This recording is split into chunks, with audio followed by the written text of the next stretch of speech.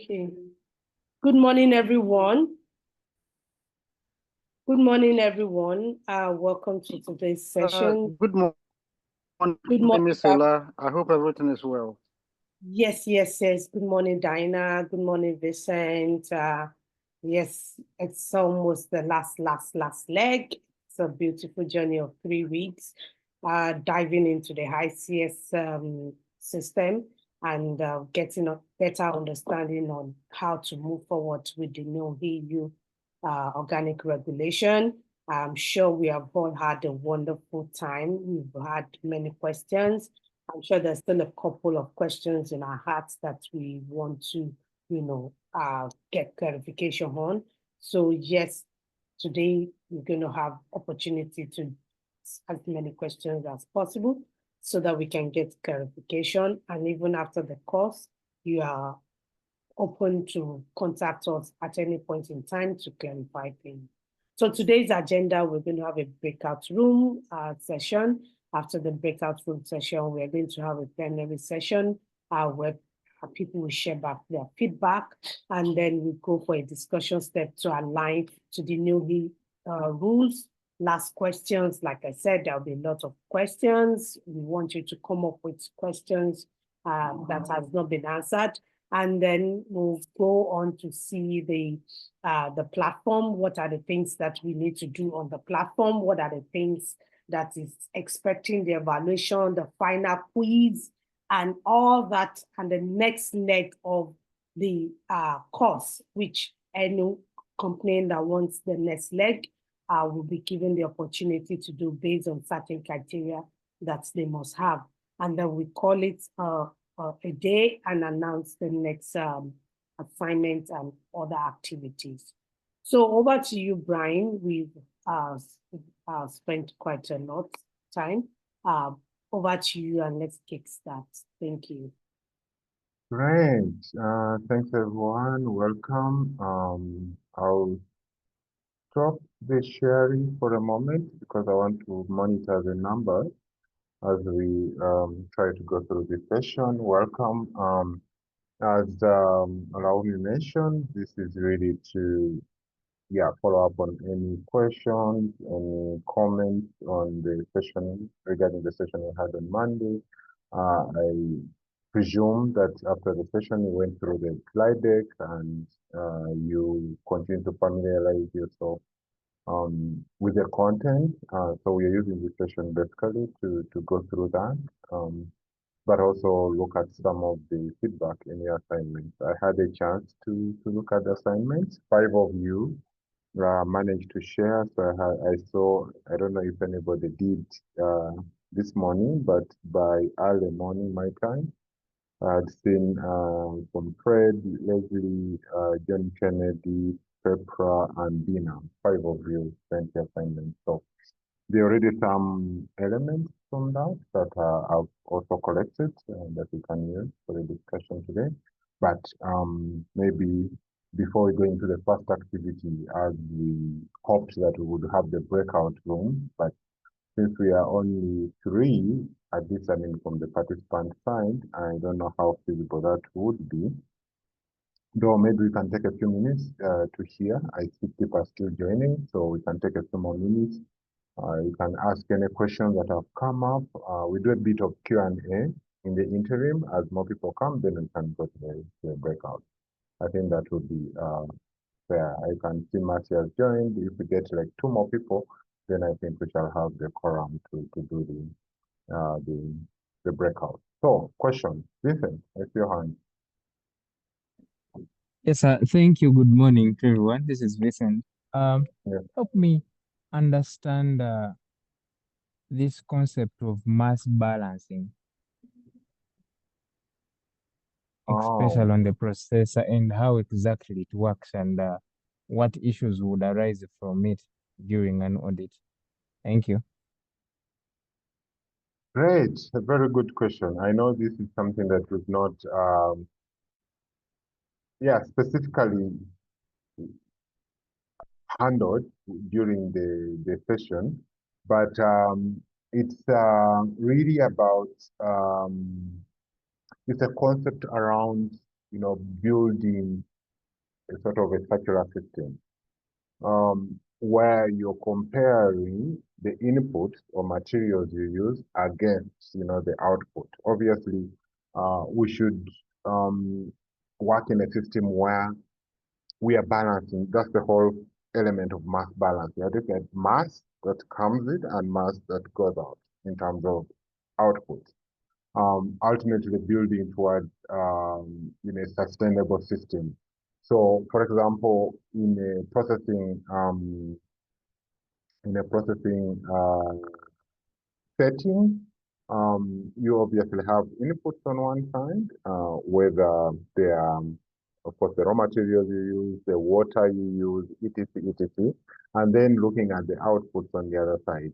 Obviously, the concept is whatever you don't use at the end of on the output side should find itself back into the system so that it can, balance out ultimately. I remember somebody asked a question last time about we're talking about use of feed, sourced from other farms, and whether that is allowed or not allowed. And my explanation that time was that for us to build a sustainable system, we need to think about um, how we replenish the system. So, for example, you're harvesting. Let's use an example of pineapples from a field, or every season. You're getting a certain tonnage. I saw from your report about 10 tons come from an acre. As they use the estimate. So imagine you're extracting 10 tons of output year after year, and then you're not replenishing. So then, you're really not balancing the system. You have to think about how do we replenish so that, this system can balance out. And it's the same thing with processing. So when it comes to processing, you talk about things like water that you use. So obviously, one of the inputs is water, and then you have a lot of residue water after you've done your processing activity. Can you build a system where somehow the residue water can be cleaned or used in another way, so that again it's not wasted? Because when you waste it, you continue extracting and you're not returning anything. When you have processing residues, can they find their way back into the system so that they are not wasted? That's the whole concept of mass balancing. It's really looking at both the input and output and see how to optimize the use of resources so that we can maintain some level of sustainability in the long run.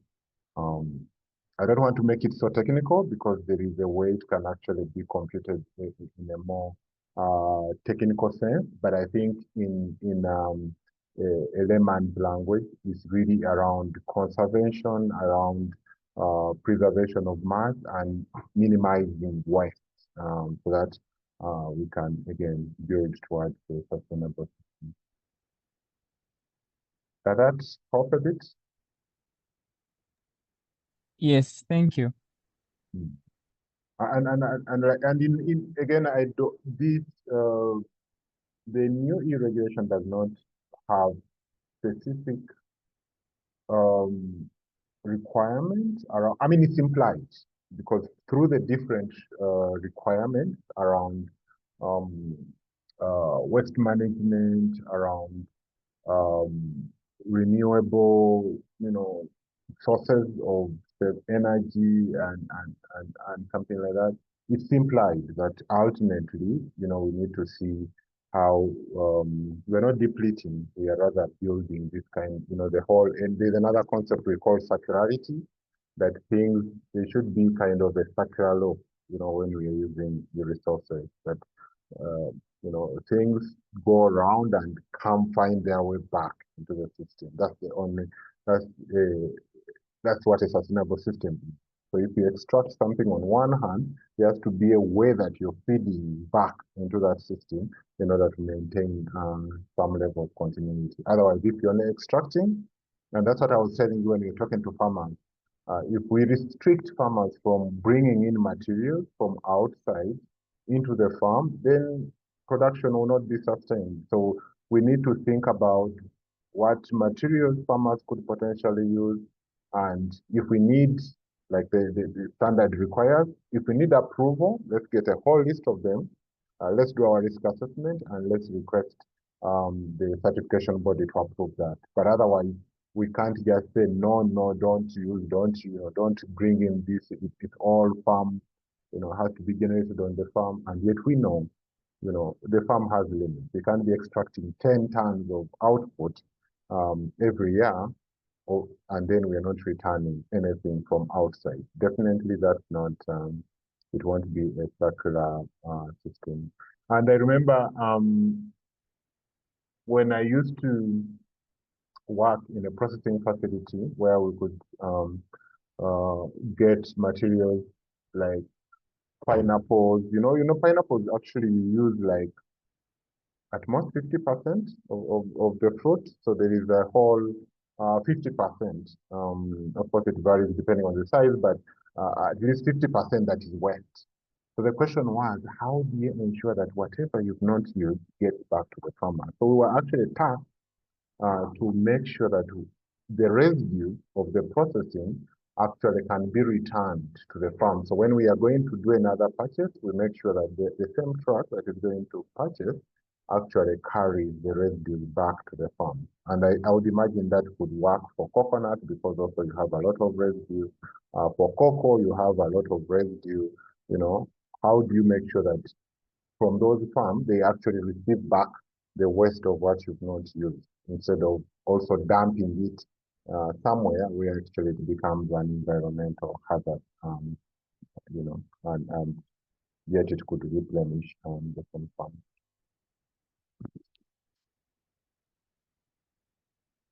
Great, that was a good question. Thanks, Stephen. Any other questions?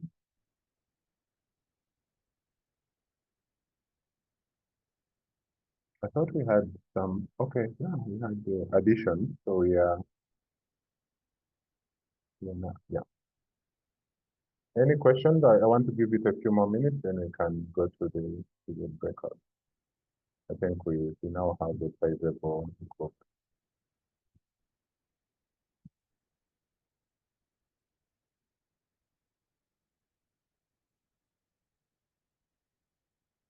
Great. I think, no, that's good to see.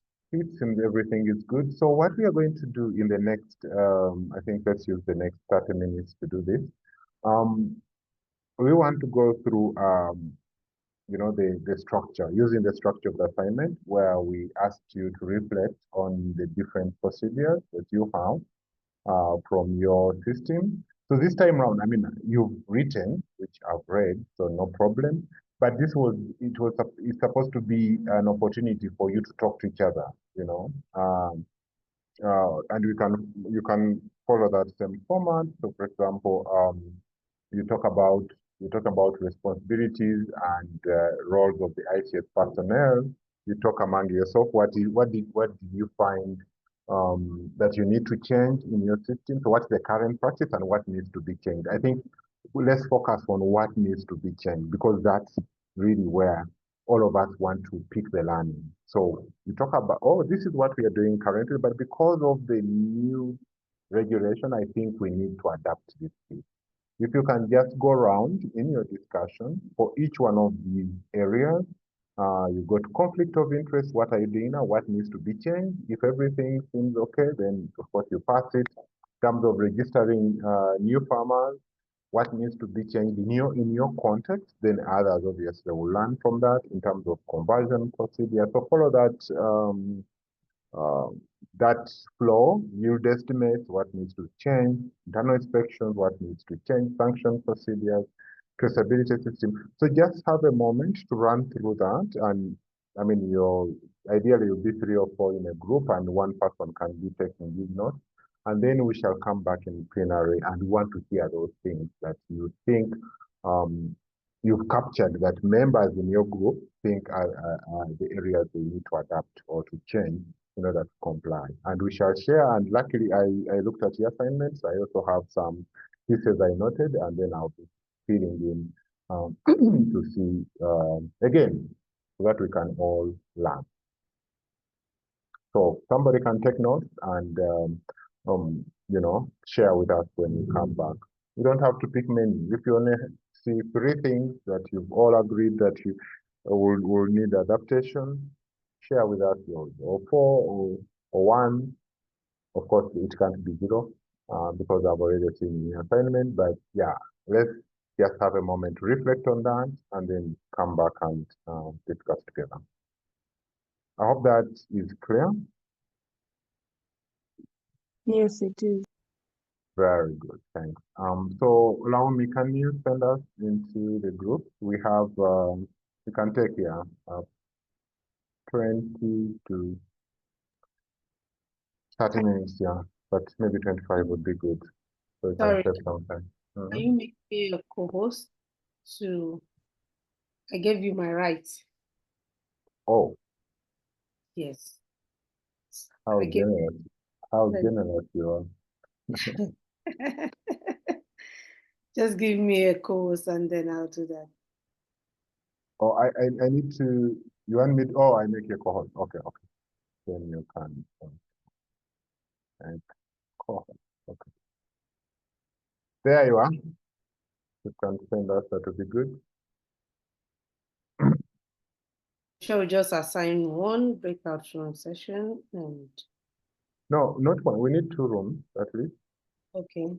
I see somebody dropped off. I don't know who, but yeah, let's just try that. 2 groups. Even if we have 2 people, 3, as long as I can be in one and you're in the other, then Okay. we can have that moment to talk through.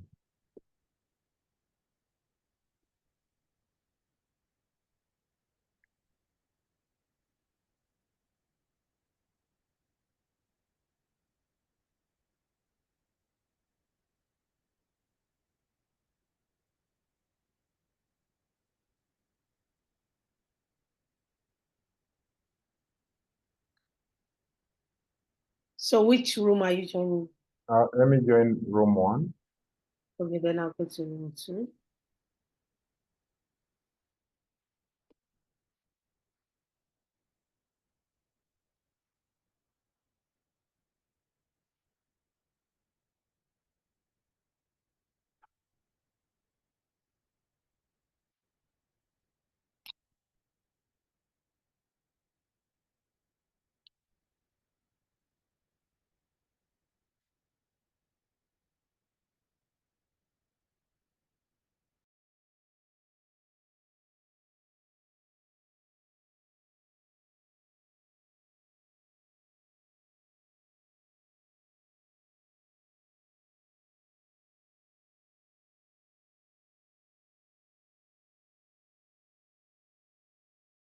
Mercy, you have to join room 2.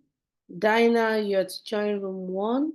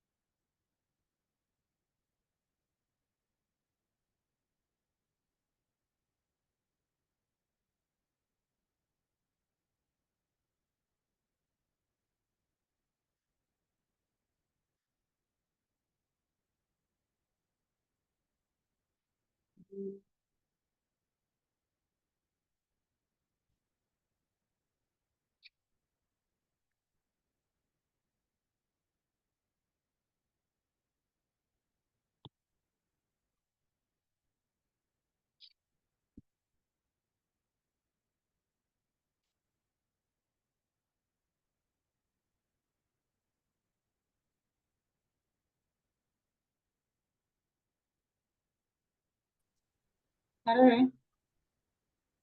Hello, Dinah. You're supposed Yes. to move to room 1. So they're waiting for you. Oh, I have joined, but I don't know why. It shows that you have not. Sorry. It shows here that you have not joined room one. Oh, I have. Then let me go back.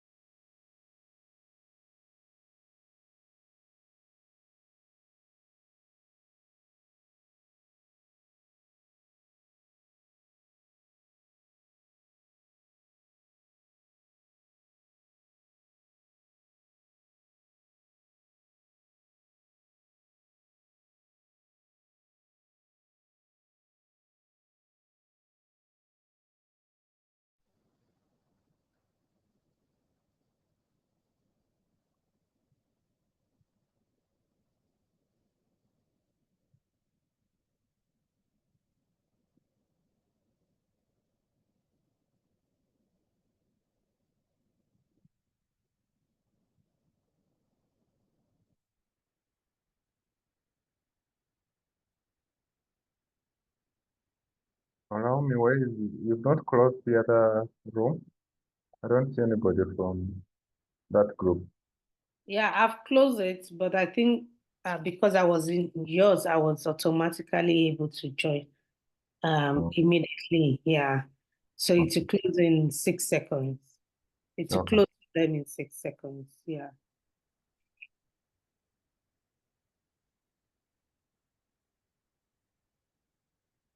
Yeah. Yeah. Here. Oh, nice. Yeah, go ahead.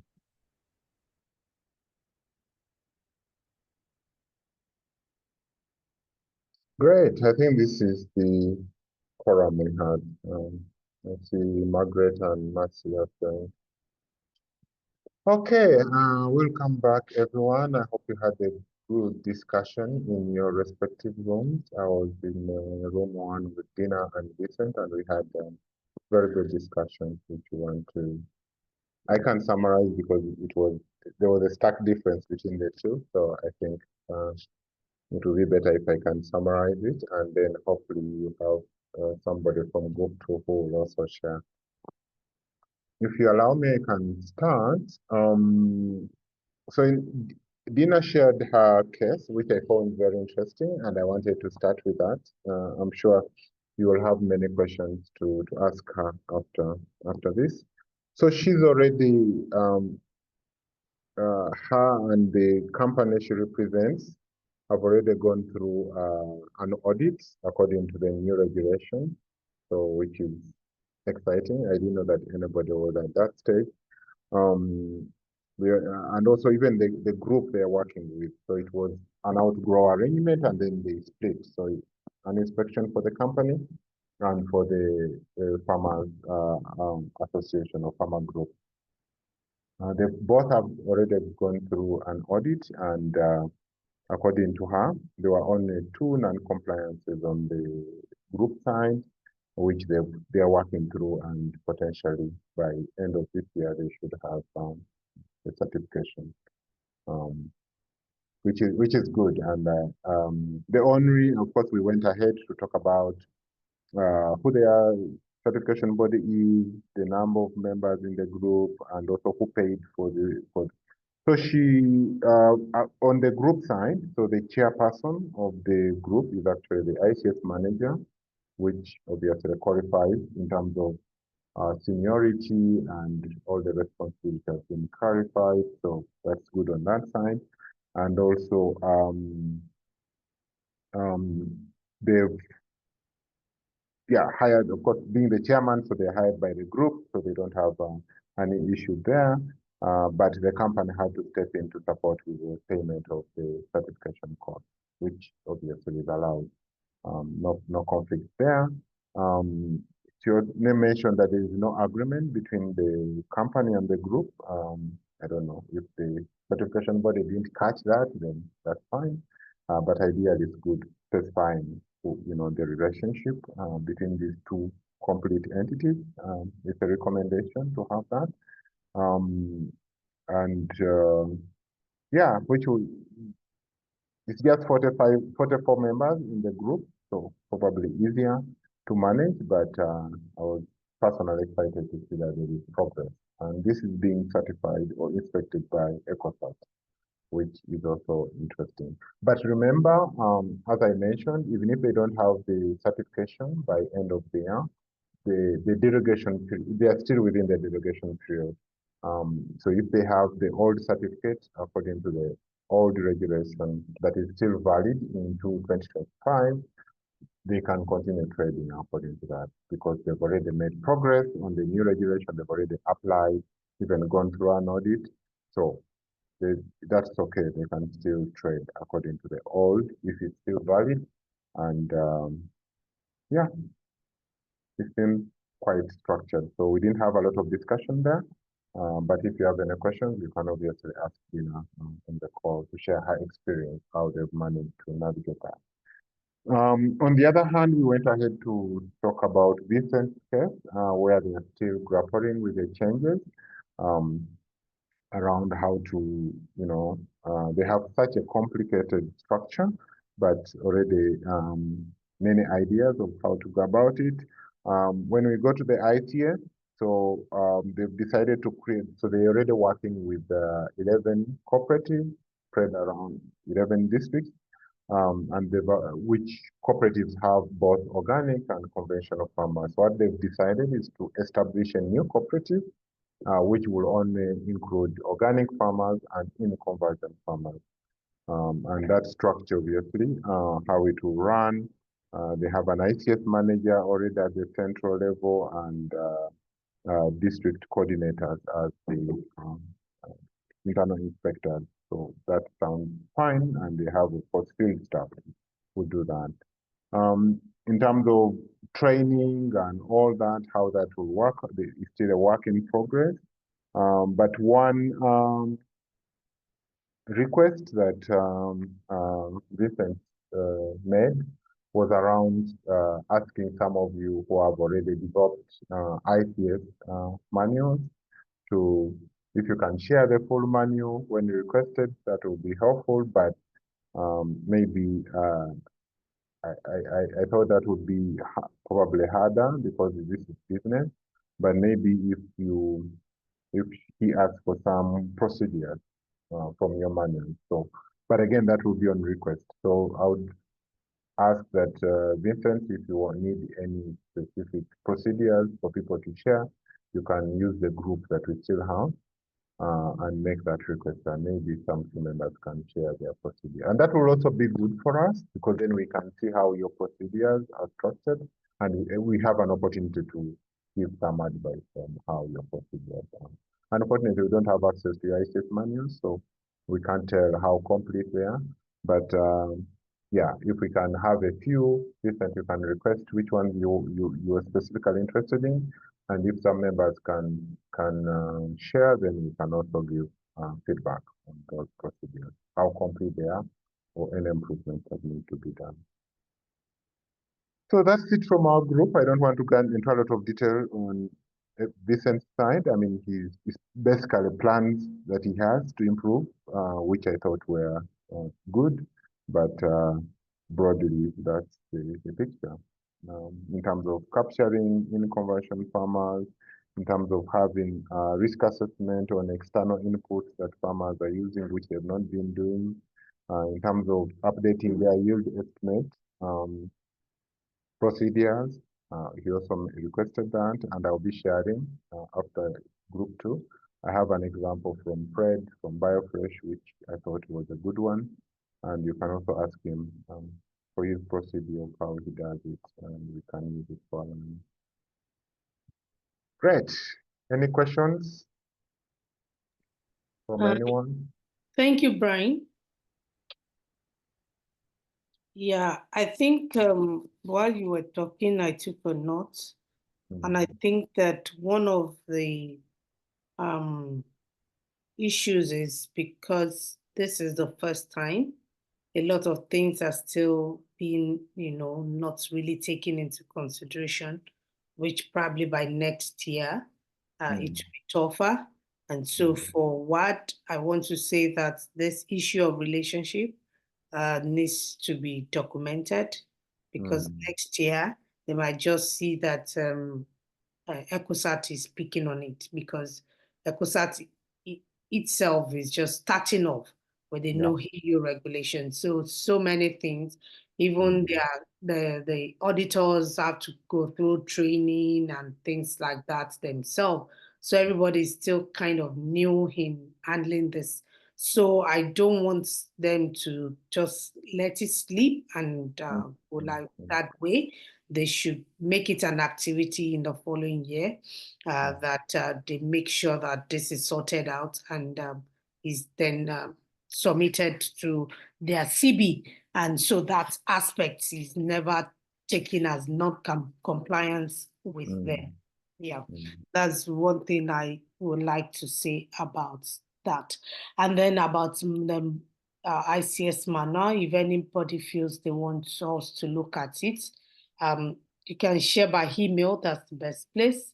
You can share by email to myself and Brian, and then we can quickly look at it if there's any area you want us to, because I keep telling people this is this is the opportunity to get like free advice. So once you get out of this program and you get to do something, you have to pay. And we all know how it is to pay consultants. It's quite expensive. Even with this new EU regulation, I'm sure that consultants will be charging more than ever before now. So use the opportunity that you have. That's what I would say. Yeah, for our group, I will sorry, my dog is barking. Our group, Margaret will be sharing for our group. Yeah. Thanks. Allow me for those additions. Very important. Margaret, can you hear us? Yes, I can. So from our sharing, with Mercy and Bennett, first the things that we shared, one, the roles of the ICS manager, and we're sharing that it has become stricter and the ICS manager is supposed to have authority. Previously, everyone in the ICS would make decisions. So now we are trying to transfer back the ICS manager to have authority and decisions over the ICS activities that are done. Then two was a conflict of interest. We have been having conflicts of interest where, for example, a farmer, like an inspector, or let me say a field officer, would train and inspect the farmer at the same time, which has been like that NC that we have been getting for like 2 of our audits that we have been having for the different projects. And so we are trying to work on it, where someone who trains the farmer does not inspect the farmer. Then 3 was where we were inspecting farmers before training, like we just register farmer and then inspect them, which has been a problem where we get to find out that actually the farmer does not comply with organic principles, and then we inspect and then train. So now we are trying to improve where we train the farmers first and then inspect them to check on the compliances of the things that we have trained them on. Then 4 was about capturing all the field data, where previously we have been only capturing the organic field information, like all things that are organic principles for only the organic field. But now with the new EU regulation, we are looking at obtaining all the information of the farmer for all the fields that they have, including the non-organic fields. Then 4, of course, certifying farmers in a producer group. We're actually working on having a cooperative for our farmers. We are in process of having it. Then the other thing was registration of farmers. So we could previously would register a farmer and then immediately add them on the organic list, which we have seen that has caused a big problem when it comes to our organic integrity, where you would find out you register a farmer, inspect them, add them on the organic list, and then 3 months later, this farmer is using prohibited substance. That shows that the farmers were actually giving us wrong information pertaining to when they last sprayed. And even as we were discussing last time, you advise that we need to be sure, farmers need to give us records, or we need to confirm that actually this farmer has not been spraying for the time that they are saying. So we are going to be strict on that and ensuring that we either add these farmers to in-conversion as we are doing follow-up on them and confirming that they're actually following the organic principles before we take them to the organic list. Then at the list where we would train the farmer, like let me say, you're not supposed, especially when it comes to pest management and fertility, where I would tell the farmers, you're not supposed to use these prohibited substances, but would not give them an option of the things that they're supposed to use. And here we're looking at having a list of things that we can send to the certification body to approve and then train the farmers on these things, because that has been a challenge where farmers are having like first issues, and then we are telling them you're not supposed to use this, but then we are also not giving them an option of what exactly they are supposed to use. So we are looking at having that worked on with the certification body. Then the other challenge that we discussed with Bennett was a challenge of manure handling, especially where our farmers are being certified for both EU and NOP, and NOP wants to have the manure certified. So Bennett advised that we can have a procedure for manure handling, composting, and then go and have a discussion with the certification body, giving them the reasons and how best we can actually incorporate this for sustainability issues, as you told us earlier. Yeah, so that's really a summary of the things that we have discussed. Thank you so much. Wow, it's really very nice to listen to them. You've been very good students. I mean, all these are really important pieces, and thank you for really capturing them. The issue of conflict of interest, I think, is a big one because I've had it also in our group discussing it. I think I'm happy that all of you are picking up.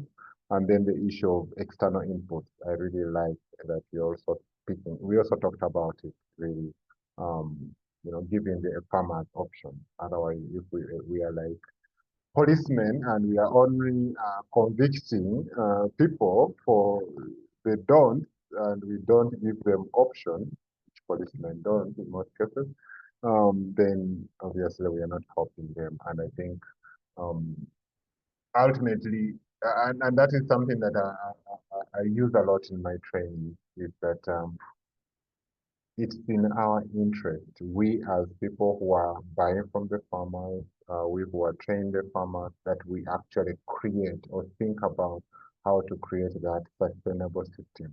You know, certification should not be a punishment. We shouldn't use it as a punishment to farmers, where we catch the non-compliers and then we catch those who are doing good.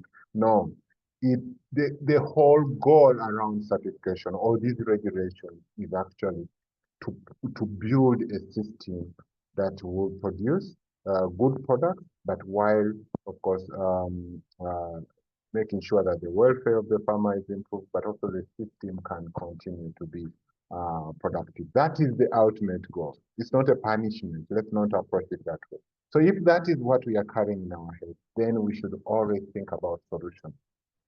In most cases, whenever we see a challenge, there is a solution around the corner. But sometimes we don't think beyond what the standard says. For example, if you have a challenge around accessing planting materials, the regulation will say you have to use organically sourced planting materials. But we know if in the area where our farmers are based, there are no organic farmers, then that is really a challenge. But also we know that the sources that they have in their neighborhood, they may not be coded organic, but actually the risk from those sources is very minimal. So it's our duty to demonstrate to the certification body that actually the risk is very low. Yes, the standard requires us to get from organic farmers, but because we don't have organic farmers or organic sources, we can actually source from these places, which we verify that actually whatever they use, the risk is very low. We make the case to the certification body, and then the certification body will approve that yes, go ahead and source from those farmers and use. And then with that, then there is compliance and there is continuity on the side of the farmer. So I really like that approach of thinking for solutions. Let's guide the farmers, let's train the farmers on what they should know, but alongside also help them to be finding the solutions of what they can they can do within their circumstances. So that I think is a good one. The one, if you allow me before I open for any other questions, I wanted to project because the issue of yield projection came up in our group, and I think I saw this good practice from Fred. Unfortunately, it is not on the call, but I wanted to to show how he really went through, sharing how he approaches yield estimate in his system. So as you see on the screen, it's a table he provided. So he has, and this you can include in your yield estimation procedures. Include a table, list the crop you're talking about, then measure, how you do it. So for example, apple bananas, it says measure the area covered by the crop, count the number of productive plants. I like that whole detail. It's not every plant, but you count the number of productive plants, calculate the yield estimate, from the yield expected from the plant. So here you can see in this column, I don't know whether you see my cursor, you said, okay, for example, you have 450 plants, and then from each plant you harvest a bunch, that for bunch of the banana, and the estimation is always around 10 kilos, sometimes a little more, sometimes, but on average, and then he's able to come up with a total estimate on the extreme right. That for if you get one, and we're talking about productive, so that excludes the young ones that are not yet up to the yielding stage, and also excludes the old ones that are not yet producing. So you are counting the productive ones, and if you estimate from a banana, normally you get one bunch per year, and then he has its estimate. And he is going to do the same. So for pineapple, same story. Measure the area, and if you go by a spacing that he has indicated, of 0.6 meters by 0.5, then you will have like 10,000 plants per acre, and then you expect at least a fruit which is 1 kilo. Then you're able to come up with a total estimate on the other extreme hand. And he has done that for passion fruits, same procedure of measure the land, know how many plants are in those, and estimate how many you get per plant, and then you have your kilo on the other. Ginger, he did the same. Again, measure the area, estimate how many plants are in that area, how much you get from each. Of course, for ginger, it's rather different. It's rather you estimate by area, not by plant, because this is rather closely planted. And then you have the yield here. And he did the same for turmeric, same procedure. Measure the area, estimate how much. Here he says per year from 1 kilo of rhizomes planted, we expect at least 8, And I think he did the same also for ginger. Per year from 1 kilogram planted, we expect at least 8 kilograms. And then he's able to estimate what you will get from that yield. I really liked his approach because it's very detailed. It's very, you see somebody that thought about it, it's not just random picks, from this, you get that. It's really well described, and I'm happy I can ask him if he allows, we can also share this on the group.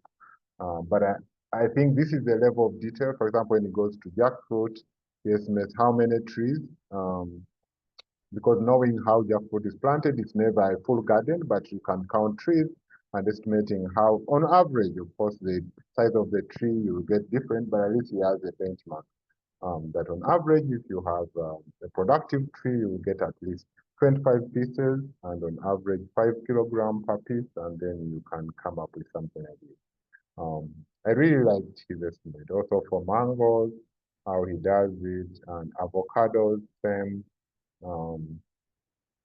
Lemongrass, which is a tricky one, but I was impressed how he did the yield estimate. So measure the land, count some estimate by the plant. So maybe you will have, this is per acre, obviously. So for you to know, this is all per acre. So knowing you could have 1,000 plants per acre, and if you get so many kilos in a year, then this is the estimate. And it went all the way to sweet potatoes, to yam, to cassava, to sugarcane. I was impressed, honestly, by the level of detail and how it is.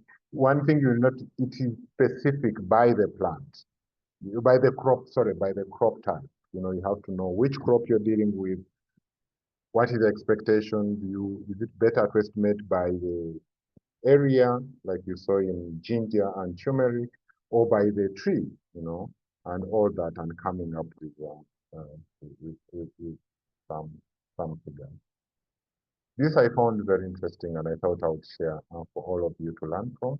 And if you want, if Fred allows, and I can ask him, we can share this for everyone to see. I think I saw a comment in the chat. Allow me, are you able to read? There's something popping up.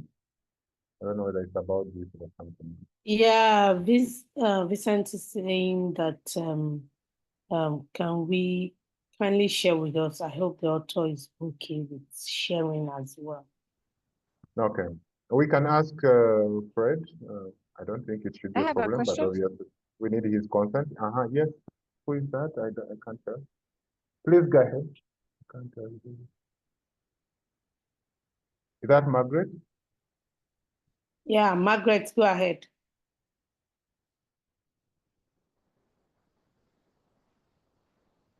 Margaret, you can unmute yourself.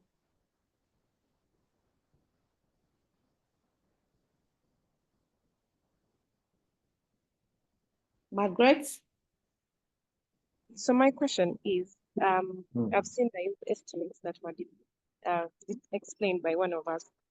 And when it comes to vanilla, it's sometimes when we're carrying out yield estimates, there are plants that are productive, like the productivity literally cannot, like we can't count productive plants because the seasons, almost the fruits are, I don't know how to explain it, but they are literally almost the same, and we are having challenges of how best we can determine the exact yield estimate. And I understand that with the new EU regulations, we are supposed to have estimates that are correct or with a really minor error. So I don't know how best you can, what advice you can give us on how best we can determine the yield estimates. I know I haven't sent my assignment, but I'm going to work on it. I thought I would ask this question. Right. Like I said, it's by the crop, and I like that you mentioned in the crop, so it's vanilla. Vanilla is easy to count the plant, by the plant, or estimate by the plant, because they are, I mean, it's well spaced out. So that's the starting point. We have to estimate by the plant. We can tell which plant is productive or going to be productive in a particular year versus those that are not going to. Can we do that, Margaret? So for example, if we have 400 plants in an acre, let's assume we have 400 plants in an acre, is it possible to count the number of plants that are expected to be productive in a particular year? Can you tell? So yeah, we can tell if at all we plant the plants were planted at the same time. But then counting is a little bit yeah, I don't know, very hard. Like, okay, time in terms of time, it would be like complicated for the inspectors to do. But This is also actually, this is not done by, sorry for a moment, this is not done by the inspector. It's actually done by the field, it's done by the farmer in conjunction with the field advisor or the field officer. So they will register that in the farm, I don't know how you call it, farm field form or whatever, that registration form for the farmer. So you put the acreage. So for example, they have 3 acres of vanilla, and then you need to include the number of plants because vanilla is better estimated by the number of plants. And then they will estimate how much yield is expected from that size of land for that 1 year. The internal inspector, when they go, their job is to verify, is that estimate realistic or not? And they will include that in their internal inspection form.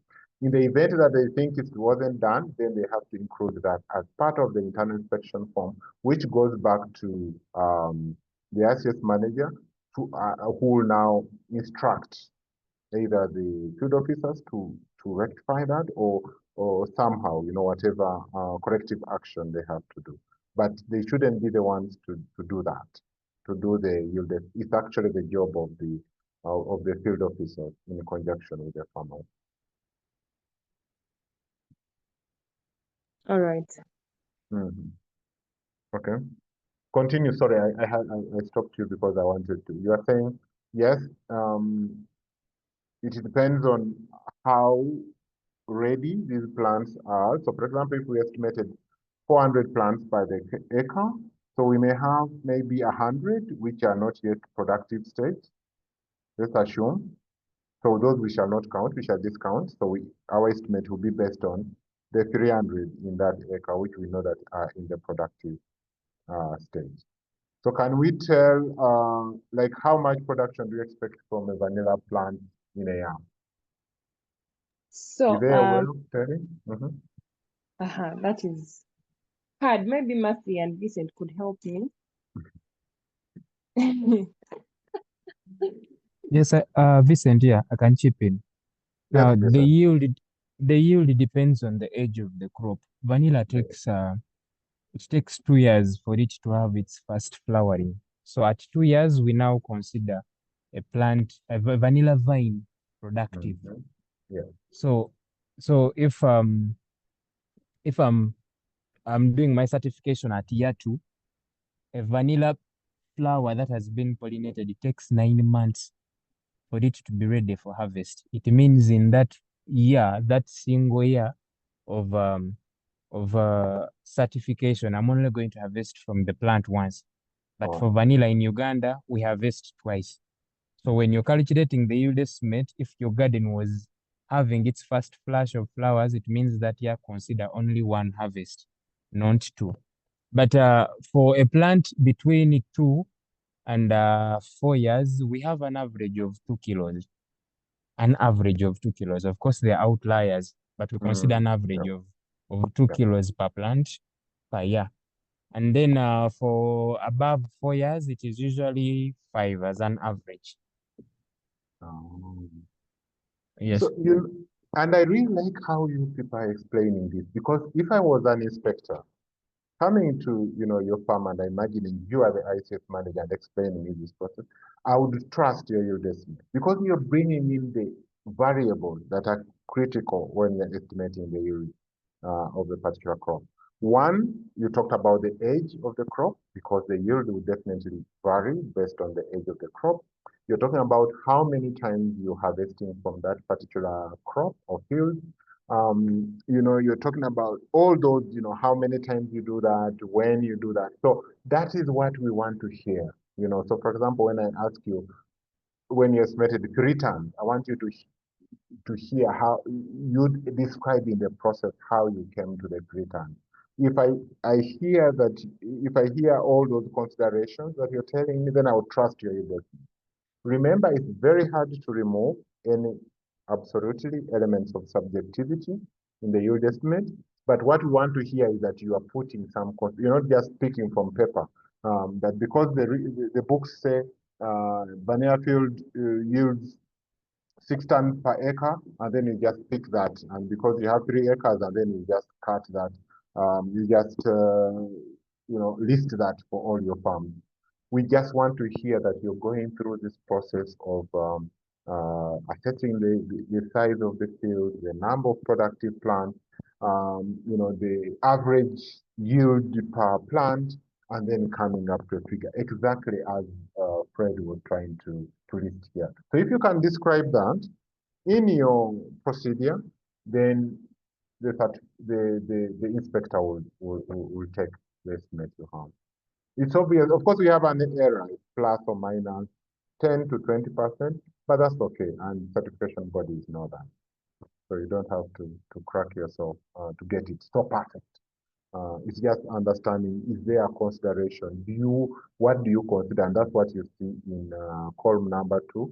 For example, here for pineapples, how you're considering the area, you're considering the age of the crop, and etc. etc. That's what the certifier will want to hear before they approve the yield estimate. Margaret, does that help?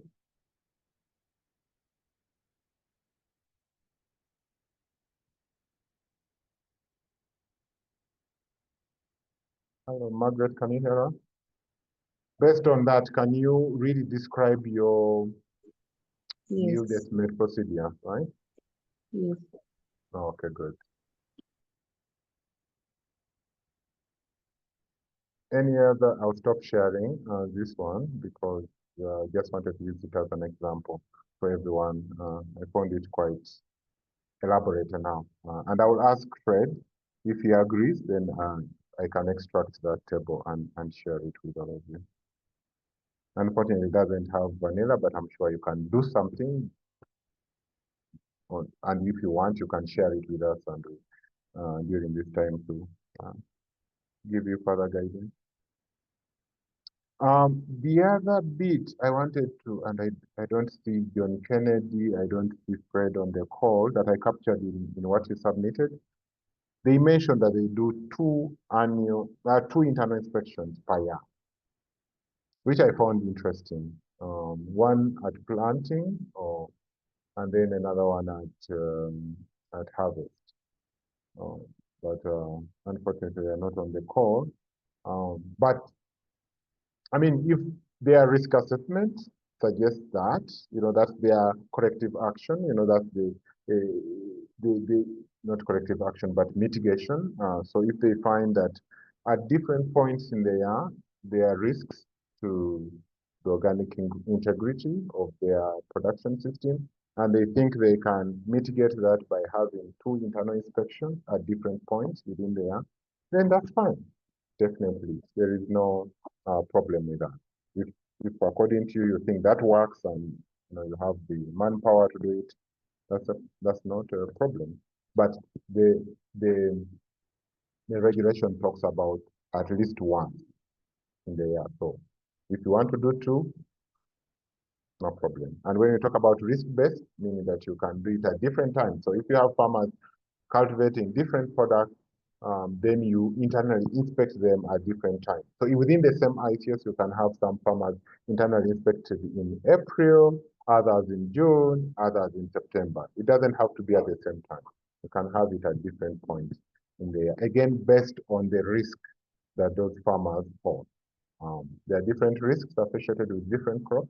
So you determine when does it make sense to inspect those particular farmers in the year, and then put it in your ICF manual, and that's okay. There's no prescription of when you have to do it. That should be dependent on your system and when you expect the farm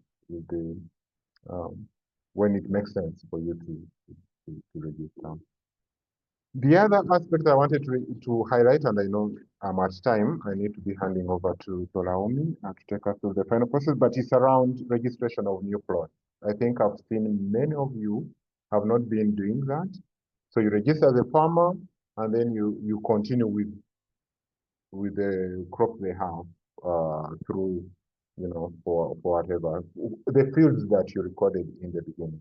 You are supposed to update that as and when they, and that's the job of the field officer because they are always on this farm. They're always visiting these farmers, they're always talking to them. They should be registering all new fields, whatever farmers have dropped or sold, and whatever the farmer has acquired. So the job of the ICS manager is to have an up-to-date list of what farmers have.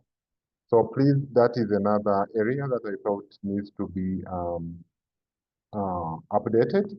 That whenever farmers get new plots or release some plots, they should be informing the field officers, and field officers should be sharing that information with the ICS manager to update the farmers list, including when they have non-compliances and things like that. And also updating the yield estimate. So for example, if a farmer has sold one of the fields that really were expected to produce significant amount of the crop, then you should be updating the farmer's list. So all that is the work of the field officer, by the way, to always update them. The internal inspector comes in once in a while. We can't rely on them to be able to provide us all this information that we need on a routine basis. But the field officer is expected to be closer to the farmer, always picking information, sharing with the ICS manager, and vice versa from the ICS manager, also sharing downwards to the farmer. Great. That's all I wanted to share from our reflections. And please, if you have any questions, use the time, send by email, send on the group, and let's again utilize this free service that we still have. So that's it. Over to allow me to take us through the closing parts of this course. Thank you so much, Brian. I mean, this is a course that if you take it, it's not like any other course in college. If you take it, it's because you need it and because your company has to move to the new EU regulation. If it doesn't move, then a lot of people will lose their job and lose their income. So it's something that is needed, is expected, is something that we have to act on, and we can't just let it slip under the carpet. Thank you so much for all the explanation, and thank you everyone for the contribution, for the questions, because if you do not ask the questions, some of the feedback that you got, we might not think to that extent. It helps us to be able to share more all the time. Thank you so much, everyone, for joining. So the last part, I hope everyone had seen my email this morning stating what is pending, the pending activities for each person as at today. Please ensure that you do all the pending activities. Without these pending activities being fulfilled, your certificate cannot be issued. We cannot issue your certificate at this point. So please ensure that you fulfill all these activities that I've listed in all the emails that were sent out. If you have any concern or if you have any clarification, do not hesitate to contact, please. Do not hesitate to contact me in doing this. So I also want to share my screen, the next step of what needs to be done.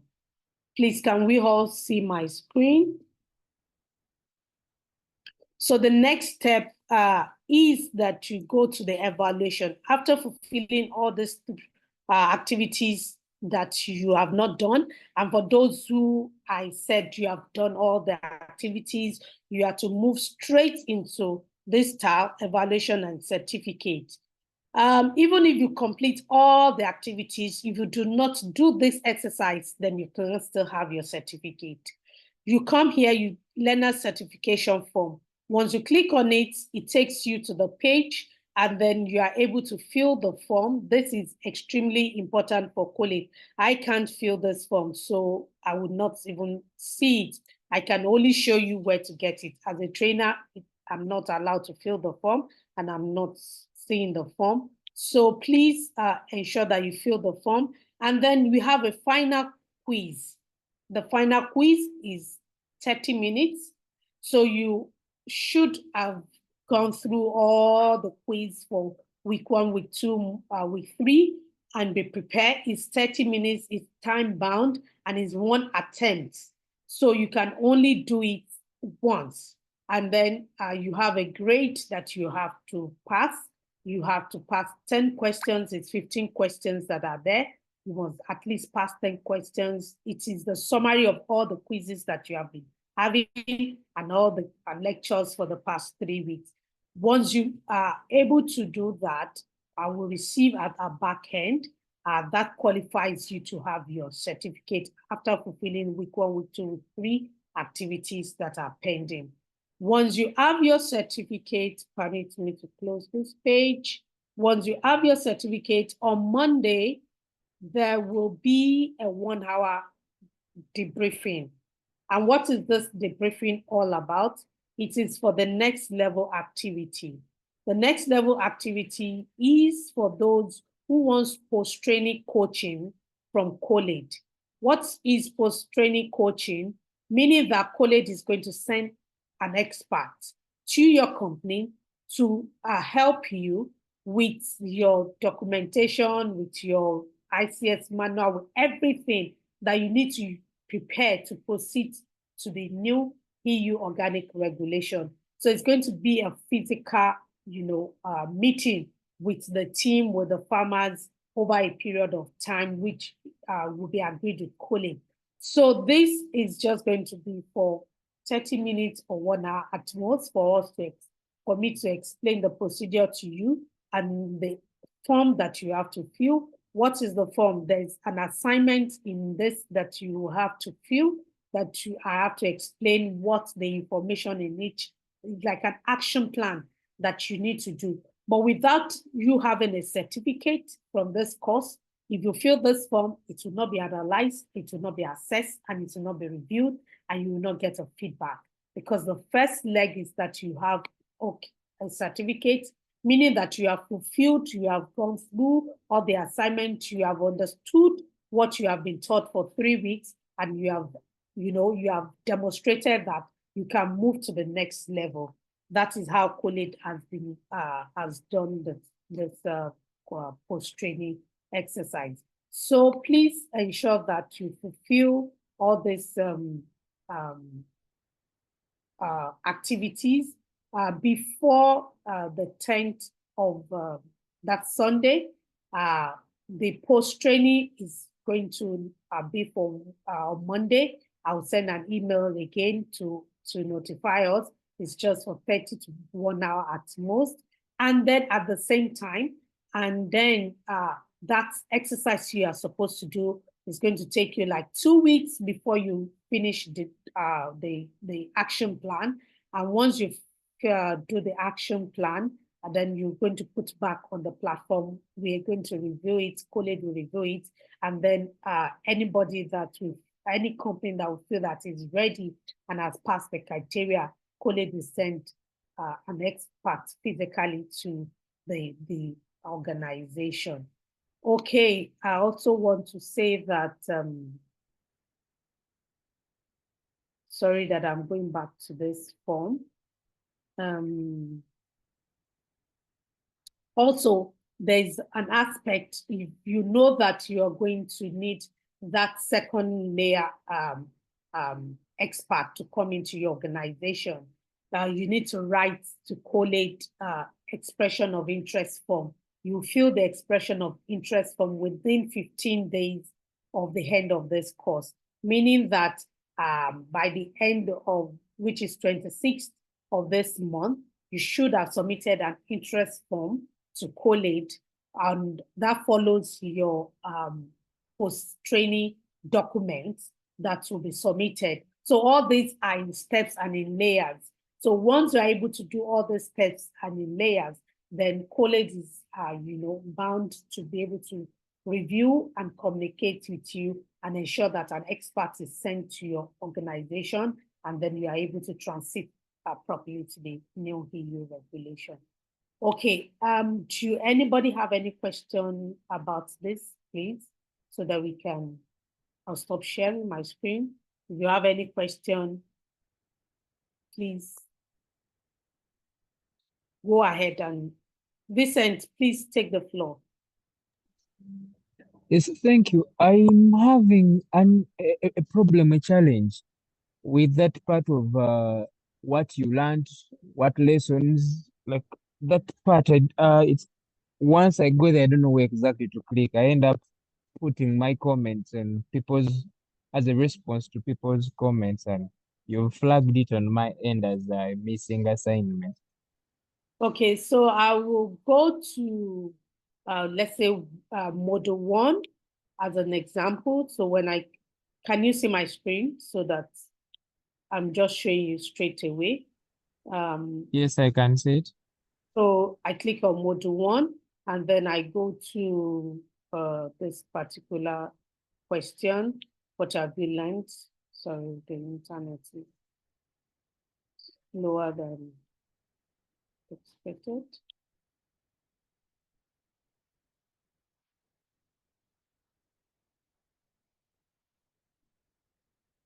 So you click on what did you learn from this module? You're supposed to put 5 things that you learned. Then you click on add discussion topic.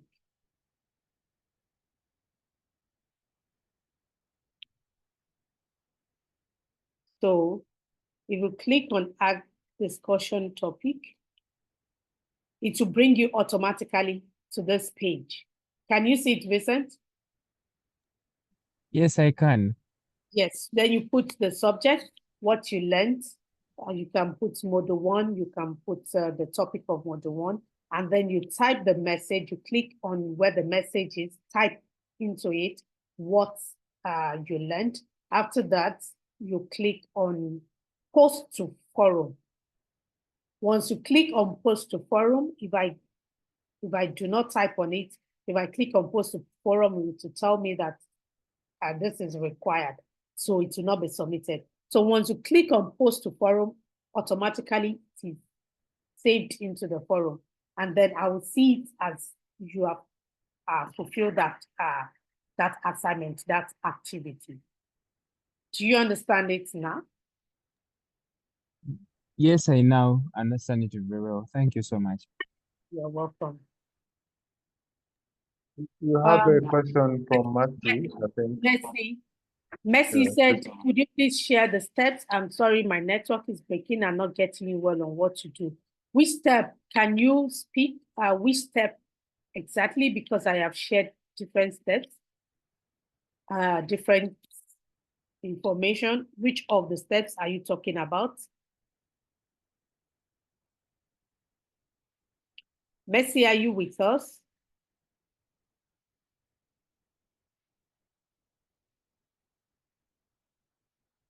Hello, Messi.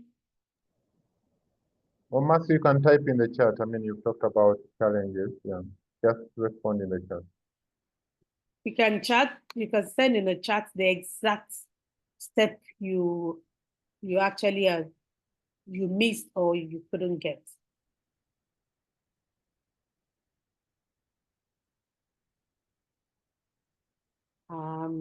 We'll just wait 1 minute more. If we don't get anything from you, it's also an indication that probably your network is not good or you're not with us at this moment.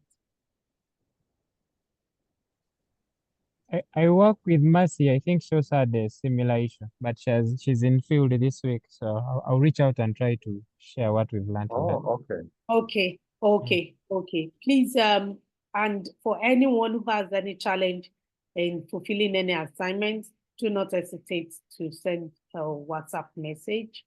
I will always, once I'm online, I will always respond to your message and be sure to give you guidance on to completing. Please, I'm hoping that by Sunday, everyone will finish this assignment because we have the next step to submit all the reports to collate by next week. And so please, once the report is sent, to be difficult to include any activity that you now just carry out. So please use this weekend to I will leave everything till Sunday night. So by Monday, I will start uploading. Those who have not done anything, I'll start clicking it. And once I do that and the report is being generated, it will be very difficult to do that again. Thank you so much for your patience. Thank you for attending the training. Keep coming back with the questions. The WhatsApp is going to be left open. We're not going to close it so that you can continue to ask questions. You can reach out on the WhatsApp group directly. You can reach out by email. You can reach out to us by WhatsApp personally. WhatsApp is on that page. And so do not keep the burden to yourself for this transition. We are all in this transition together. We all want everyone to succeed. Thank you so much. Brian, any closing remarks from you? Exactly. No, thank you. It's been a huge pleasure to work with you through this course. I hope you found it as enlightening, informative as we expected. Remember, we set some goals at the beginning of this course. So one of the goals was really to present the requirements. I hope we've tried to do that, across the 3 modules. And then the other one was really to reflect on the practice that you have in your current setups, and of course identify areas of improvement, which I think we've also tried through the different assignments. As you should have noted, all the assignments actually were based on that element, comparing requirements and the practice in the organizations. I hope we did it. We tried to do that as well. And then the last part, the last objective, if you remember, was around creating this network so that you can learn from each other, so that you can interact. So I hope you can continue doing that. Your emails, if you check the group email, you can pick people's email, you can inbox them. You don't have to always go through us. Ask them, how are you going about this? On this call today, we learned that Dina has already gone through an inspection. So you can, inbox ask her about her experience, how was it, and things like that. So let's learn from each other. And yeah, I mean, we've tried. Of course, it's a lot, and a lot of the content is really, interpretation is actually specific, to your context, to your country, to your, setup, whether it's an outgrower or a cooperative. But I mean, I hope we managed to give you a bit of insights on what you need to do. So from me, it's been a pleasure, and I hope we can continue interacting within this time when we are still, your trainer for this. Please ask questions. Let's try. We shall always try, as we've done before. And wishing you all the best as we transition. I'm sure you will make it. And like Olaomi said, we're in this together, and our job is really to make it rather easy for you. So where we can, of course. So best wishes, and yeah, hope we cross paths soon somewhere in the organic world, obviously. It's the easiest. Yeah. So that is it from me, and allow me, you can close it Yeah, at this thank you point. so much. So we can just open our camera to say an electronic bye to each other. I mean, until Monday, we'll have the last class on Monday. It's just 1 hour. Yes, Margaret, I can say Margaret now. So if I come to Uganda, I will know who Margaret is. I've seen Fred. Yes, Messi is on the field. John Kennedy, are you with us? Dinah, I know Dinah. Dinah, I know Dinah, but let some other people see you so that they know who. Leslie, John Kennedy, let's see your faces so that we come across each part of the world. We can see. The time on Monday, somebody saying, can the time for Monday be moved forward? Move to what time? Should we move it to 8 GMT? Should we move it to 8 GMT? What is 8 GMT in East African time? Uganda, it will be 11. It will be 11 Uganda time. It will be 11 in Uganda time. No, Leslie, we can't do 9 because that will be 12 noon in Uganda. I can only move it to 8. I can only plead with the Ugandians to move it to 8 o'clock. Yes. Because then it's their lunch time. I think for me that would work. It's okay. I wouldn't it's mind. not just only you. It's not only you. You know about the other Ugandans? Yes. On the call. Yeah. Maybe Vincent and Mercy and other people can. There are other people that are not here today that are also Ugandan and even Nigeria. So that's another complexity in it. So 8 a.m. is already 9 a.m. also in Nigeria. So let's leave it at 8 a.m. GMT, and that will be 11 a.m. in Uganda, and that will be 9 a.m. in Nigeria. I will send an email and also a reminder on the WhatsApp group so that you are all reminded of this. And then it's just, if we finish it in 30 minutes, we are done. If we finish it in 40 minutes, but it's not more than 1 hour. It's just people asking questions that may take us to that 1 hour. It's very short exercise of explaining what you need to do, the action plan, what is involved, the details that you need to put into it. All right. Thank you so much. I will stop recording and